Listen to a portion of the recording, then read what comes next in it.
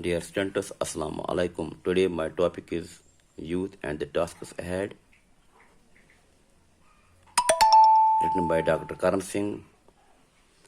As I have already told you in the beginning, that this important essay is addressed to post-independence generation youth of our free India, in which Dr. Karan Singh is having great expectations from our youth in protecting, safeguarding, and in defending the freedom which we Indians have won after a great struggle and after making many sacrifices.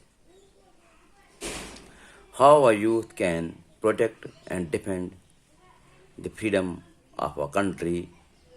In this important essay, Dr. Karan Singh suggests three main dimensions in which our youth must equip itself. In my second lecture, I have discussed with you the first dimension, that is the physical dimension. Now, in this third lecture, I will discuss with you the second dimension, that is intellectual dimension, and the third dimension, that is patriotism. Students, it is page number 46 of your textbook, Chanar First. Please open your textbook and listen carefully. The second dimension is intellectual. We live in a highly competitive age of science and technology and can no longer afford the luxury of mediocrity. Mediocrity means being average level, not very brilliant. If we are to forge ahead means march ahead, this rapidly changing nuclear age requires our youth to be intellectually far more alert and competent than their predecessors. Predecessors means our forefathers. And therefore, every young man and woman today studying in schools and colleges and universities must aim at academic ability. Academic ability means academic excellence of their highest order. In a developing nation like ours, where a large number are still unable to acquire even primary education, those undergoing higher education constitute privileged elite. Privileged elite means upper class, rich people. They must therefore repay their debt to society by not wasting a single moment of academic life in futile or disruptive pursuits, but strain every nerve to become able and efficient in their respective fields of study so that they can serve India with great efficiency.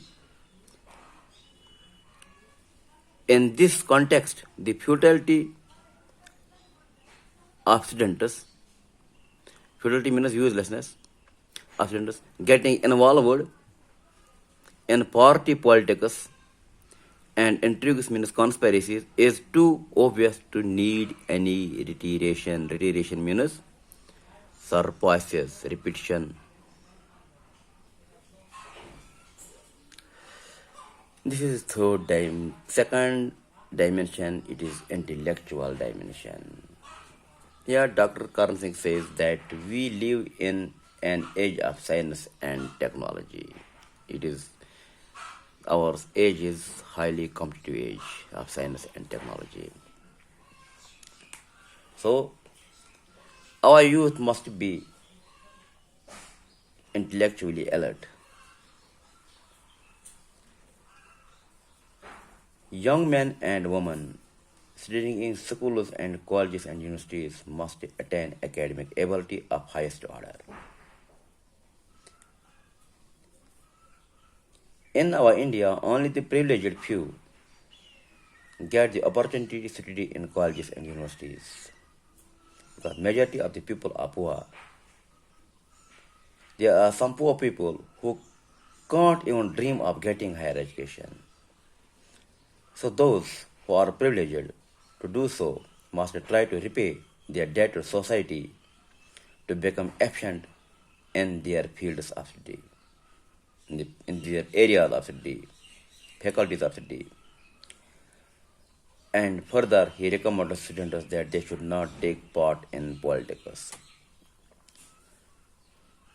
The third is that of patriotism. Patriotism means sense of belonging to the country, love of the country,